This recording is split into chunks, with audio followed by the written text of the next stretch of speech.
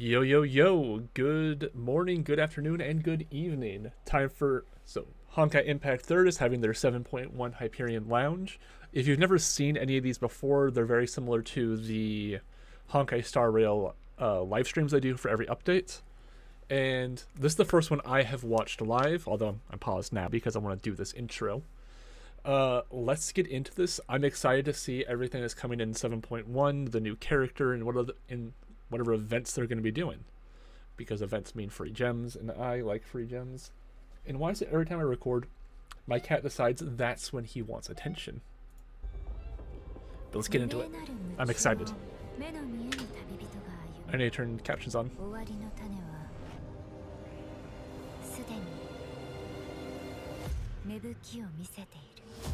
Why are the captions in German? What is going on?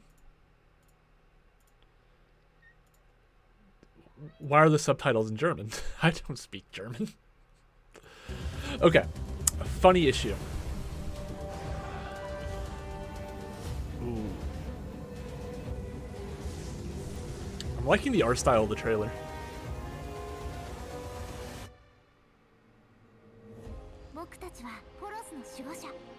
Phosphorus.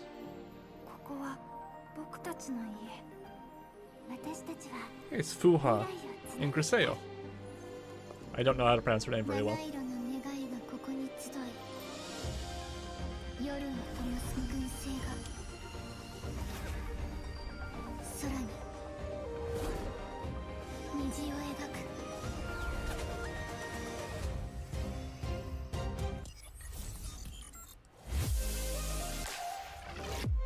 Cosmic expression.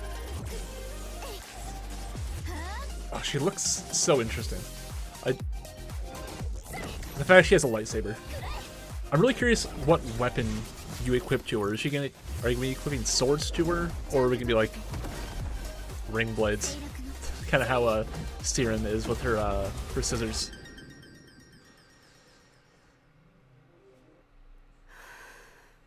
Could be a cross.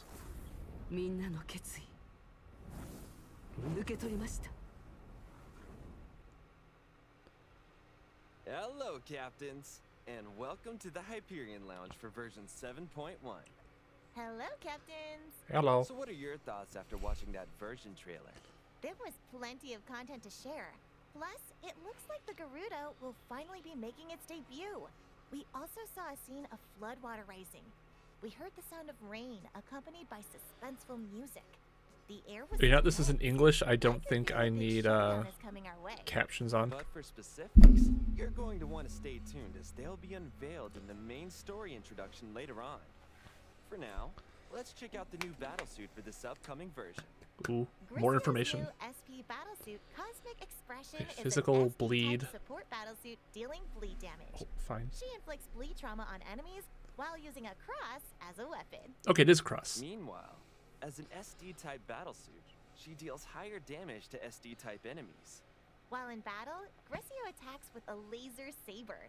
Casting her weapon skill or triggering... Call it a laser saber because they can't call it a lightsaber. Don't blame them. I'm gonna call it a lightsaber though. You can't stop me. Her QTE will leave beacons on the field, which appear as round markers at enemies' feet. When beacons are present, she restores her internal energy by hitting enemies with 4 sequence basic attacks and QTE. Hitting enemies with a combo attack can also restore Grisio's internal energy.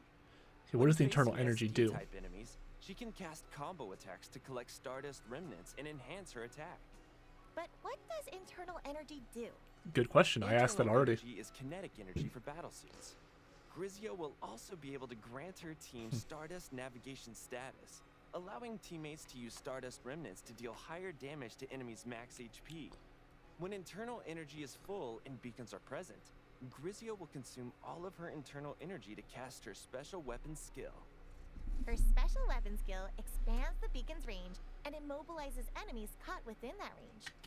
Okay, so what I'm understanding so far is that Grisio is going to specialize in beating Stardust enemies as well as making your other allies better at beating them. So she's going to be the anti-Stardust battlesuit, which makes sense given that she is the first Stardust battlesuit and Stardust is good against Stardust.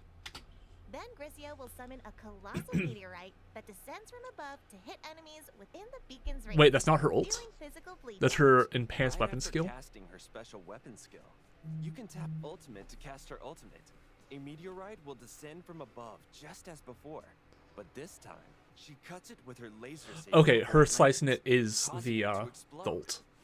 Molten pieces of meteorite inflict bleed trauma on enemies within range and increase the max stack of bleed inflicted by teammates. After Okay. the version 7.1 update, So also seems like not only is she going to be a Stardust support, where she's going to be making your team do more damage against Stardust, but she's also going to be like a bleed support, allowing your bleed units to stack up more bleed. So it makes me think she's going to synergize really well with like Lunar Vow.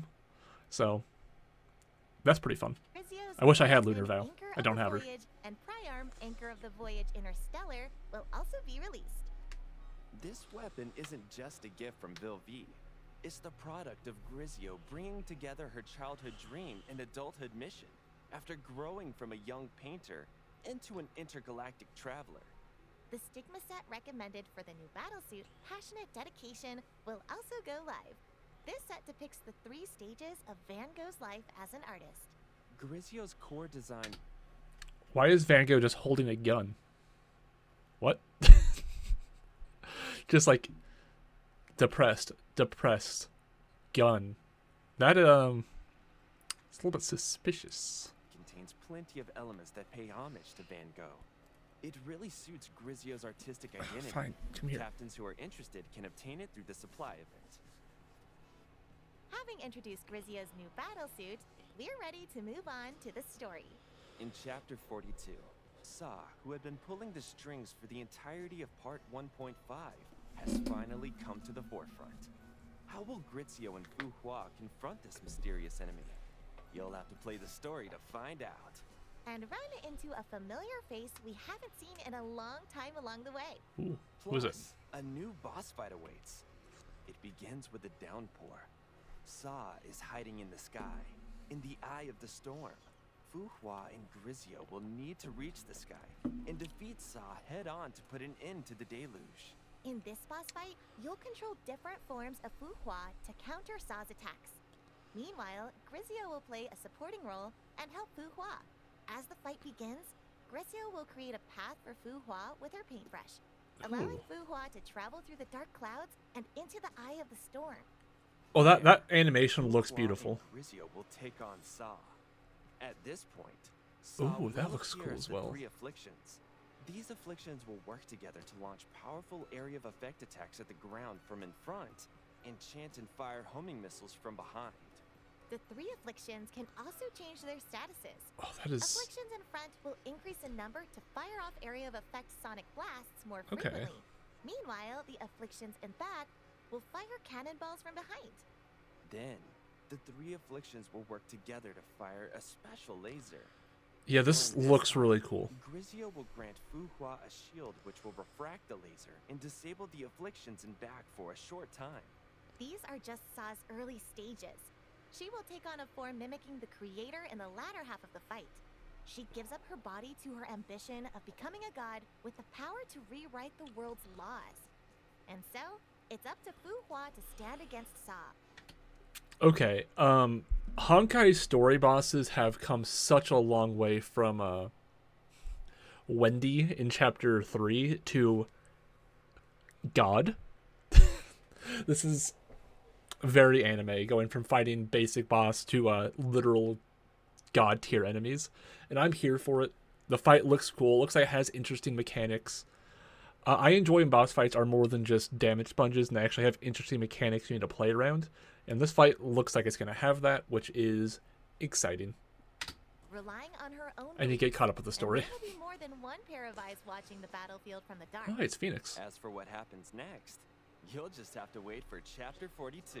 Aside from Oh, we got For what happens to see the next, design. you'll We'll look just at have it. to wait for chapter. Yeah, that is a very cool boss design. That is okay, the best way I can describe it is sexy Eldritch, which is accurate. So Chapter 42. Aside from from the main story, the limited time event Interstellar Simulation will also be available in version 7.1. Captains can participate in simulated training for piloting the Ark. Through the 3 training Simulated training? Like a simulated universe? Maybe. modules, Voyage That's just a Guide, lazy and Nebula Warp, and Galaxy Evolve, captains can learn how to pilot this massive spaceship, take on multiple challenges, and embrace the infinite stars. After entering the Ark, captains can follow the guidelines and reach the different cabins for each training submodule. You'll find 3 different training submodules on board: Battle, Supply, and Random Event. Each submodule requires you to rely on different actions and strategies to complete it. After completing the corresponding training, you'll receive an event item, Odyssey Beacon. The shorter the time used in battle, the more beacons you'll be rewarded. Aside from the standard Voyage Guide training module, Nebula Warp and Galaxy Evolve will also feature 2 special weather conditions, Comet Shower and Coronal Storm, both of which are specifically meant to improve your risk management skills. We've also prepared plenty of buffs for our captains during gameplay. During the Supply Training submodule, you'll receive a random global buff, which will last until the challenge ends. This will provide immense help to captains when clearing the stages. So it is like simulated Before universe entering almost. Battle training, captains can tap Obtain Temporary Buff to get a buff through rudder turn or cable link to aid in the next battle. In some challenges, you'll also gain more path rewards. Play multiple times to find the best strategy. After completing the simulation training, The simulated universe joke was like a joke, but it might be almost accurate. Into the gangway, adding to its ascension level. The higher the ascension level, the more event tokens Starry Compass you can receive. You can exchange Starry Compass for 4-star event Stigma, Kiana, Cramming Top, Cosmic Expression Fragments, Ancient Willpower, Crystals, and more at the event shop. In addition to the main story event, make sure you also play the featured event, Starry Voyage Strike Back. Starry Voyage Strike Back is a story about Grizio's exploration traveling with the Ark 1,500 years ago. During this journey, she'll command Honkai beasts to fight in battle and lead everyone in storming the enemy's base. This featured event has card strategy gameplay. Grizio will have different cards in her hand, which can be dragged to place them in the right spots on the field. This allows ally units to attack along the designated route in auto battle. I actually kind of like the look of this. I'm probably going to end up playing this quite a bit. This looks goofy and fun, and I enjoy the goofy, fun ones. I wasn't the biggest fan of the farming one in 7.0, but this one looks like I might actually have some fun with it. The energy progress bar will be charged over time, but placing a card will consume energy. So distributing your energy carefully in battle is a key factor for victory. There are basic counter methods between different cards. For example, ranged cards are strong against flying cards, but weak against melee cards. Using these counter methods effectively is another important tactic to victory. Before entering battle, you can choose from one of 4 colors of paint: red, yellow, blue, and mixed. Each of the 4 paints has their own unique combo skill, which can affect the strategy for your chosen cards. For instance, if you choose the red paint, you should pick more red cards when building your deck to fully unleash the red combo skill's potential.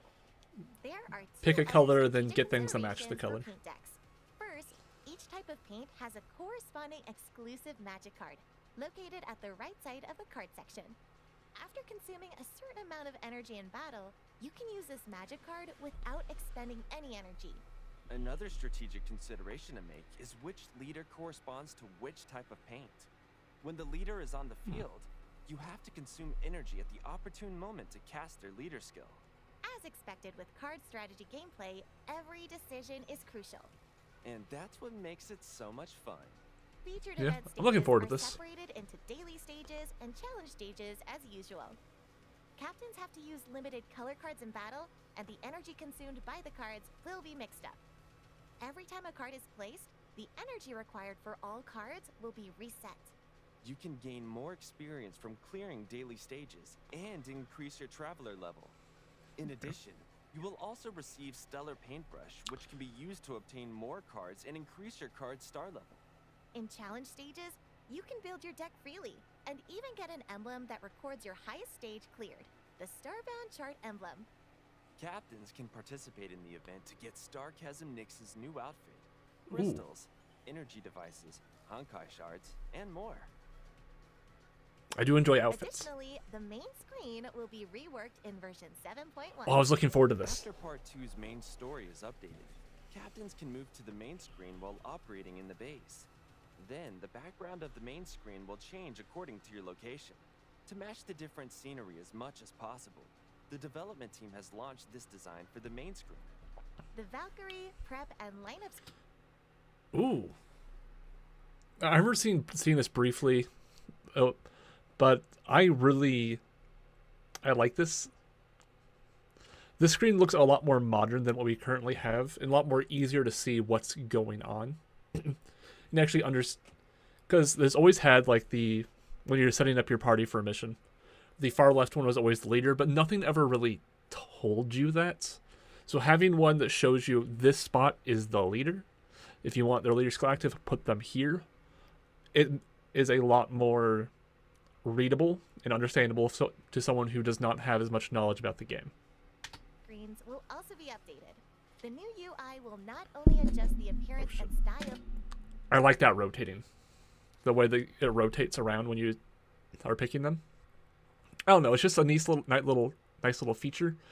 Nice little visual thing that seems really fun. Of each screen, but also optimize its usability. For example, on the gear swap screen, you can equip and switch weapons and stigmata at the same time. On the Oh, that is so nice. Having to constantly go through so many different menus to swap around equipment was a bit annoying at times, and having it all be done right in one spot is very convenient. Screen, a convenient word sense induction function and character skill demo screen have been added. That is also nice. In the lineup screen, you can also edit the team via a single interface, and there will be a new quick lineup function too. Oh, I didn't even mention that swapping units around was also a lot of buttons. You'd like click on the unit you want to swap out, go to the unit you want to go, and then click add. And that was just so many. It was 3 button presses. I'm not saying it's 3 presses. It sounds like, oh, I'm complaining, but it was like 3 presses, multiple menus to swap out one unit. And if you want to change the entire team to a team you don't have a preset made for, it could take quite a bit of time. And having it be all done right here, as well as having weapon and stigmata changes done in the same menu, genuinely will help speed up everything. It'll make the game flow a lot faster and a lot smoother. The new lineup screen will also display Valkyries with 3D animations. Furthermore, a new recommendations tab will be added to the battle screen, showing the available events and main story chapters in the Ooh, correct I like that version. menu as well. Below that, an animated display of the standard gameplay will be available, serving as a memo for captains. That sums up the interface update in version 7.1. But this isn't just a one-time effort. In future versions, we'll continue to polish other interfaces as well. I'm looking forward to Along that. with the interface update, we'll I wonder if the also be dorm's gonna rolling look any out an different. important system optimization. After the version 7.1 update, download resources on the iPhone in the app game will be upgraded to manage resources. This will allow you to delete audio and visual resources of some chapters and unused voiceover languages to save space. And with the system update out of Okay. the way, let's talk about version bonuses. 4 events will be held over time. Ooh, They are Starry Voyage Strike Back, Chapter 42, That's the card one. Summer Survival Rhapsody Side A Rerun, and Hot on the Trail. During the event, there are 4 event-specific missions and 1 login mission. Complete any 4 of them to claim Herrscher of Sentience on the See Sensational Sentience panel. Is this a gift from the great Herrscher of Sentience herself? I do like the free herrscher sentience. I don't have her, and I really want her. And now, on to the new outfits. First up is Herrscher of Rebirth's new outfit, Eternal Night's Embrace. Ooh, Unlike I like the her blue and default black. Outfit, it uses contrasting black and blue hues to allude to death and life. It's so detailed. Oh, The that is a decoration nice at the outfit. center looks like a spider lily at first glance, but is actually a rose. I like the way it makes the flower. deer look as well. And there's an accessory that looks like a crown on her head, which reminds me of Zayla. Very cute. Combined with the wing on her skirt, the outfit has an airy look. After changing into this dress, her summons Diana and Flora will also sport a brand new look. You can obtain it through the outfit supply, so make sure not to miss out.